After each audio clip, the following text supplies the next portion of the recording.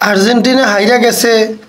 Argentina কলম্বিয়ার সাথে হাইরা গেছে। কলম্বিয়া আর্জেন্টিনারে 2টা দিছে, আর্জেন্টিনা কলম্বিয়ারে মাত্র 1টা দিছে। সকালবেলা ঘুম থেকে ওঠার পর থেকে ফেসবুকটার মধ্যে ঢুকলেই আর্জেন্টিনা হাইরা গেছে, আর্জেন্টিনা হাইরা গেছে, বাবা রে! আর্জেন্টিনা বিশ্বকাপ জিতার পরে এত খুশি হয় নাই। আর্জেন্টিনা হারার পর ওই দলেরা, যেই দলেরা এর কিছুক্ষণ পরে আবার নিজেরাই হাইরা গেছে, সেই দলেরা এত আনন্দ হয়েছে, এত খুশি হয়েছে যে আর্জেন্টিনা বিশ্বকাপ জিতার পরে এত আনন্দ, এত উদযাপন করে নাই তারা যেই পরিমাণ আনন্দ উল্লাস উদযাপন করছে। এখন কথা হয়েছে, মাঝে মাঝে না হারলে জিতার যে স্বাদ সেটা আমরা কিভাবে অনুভব করব? না, আমরা মানছি আমরা হাইরা গেছি, তবে গত 5 বছরের ইতিহাস দেখেন।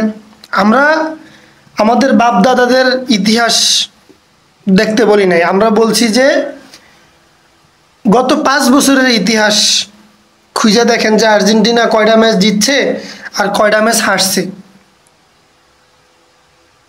যারা আর্জেন্টিনা হাইরা গেছে, আর্জেন্টিনা হাইরা গেছে কয়া পুরা ফেসবুকটারে গরম বানায় ফেলাইছে, এর 1-1.5 ঘন্টা পরে তাদেরকে খুঁজে পাওয়া যায় না। মানে তাদেরকে যে সান্ত্বনা দিব, আমরা তো আর সংঘাত চাই না, আমরা তো ঝগড়াঝাটি করা পছন্দ করি না। তো আমরা তাদেরকে সান্ত্বনা দিতে চাইতেছিলাম যে তোমরা কই, তোমরা মন খারাপ করো না, হ্যাঁ, তো তোমরা ভাই ভাই, তোমরা মন খারাপ করার কিচ্ছু নাই, এরকম খেলার মধ্যে হয়। আমরা তাদেরকে সান্ত্বনা দিব, তাদেরকে খুঁজে পাওয়া যাইতেছে না। যাই হোক, তারা একটা কথা আছে তো, আর্জেন্টিনা 90 মিনিট, 94 মিনিট, 95 মিনিট খেলা কিন্তু একটা দিছে, তারা কিন্তু একটাও দিতে পারে নাই। হলুদিয়া পাখিরা তারা শুধু কেবল খেললে গেছে, তারা একটাও দিতে পারে নাই। তবে দুঃখজনক হলেও সত্য যে ফুটবলের জাদুকর লিওনেল মেসি এবং সাইলেন্ট কিলার ডি মারিয়ার অভাব আমরা বুঝতে পারতেছি।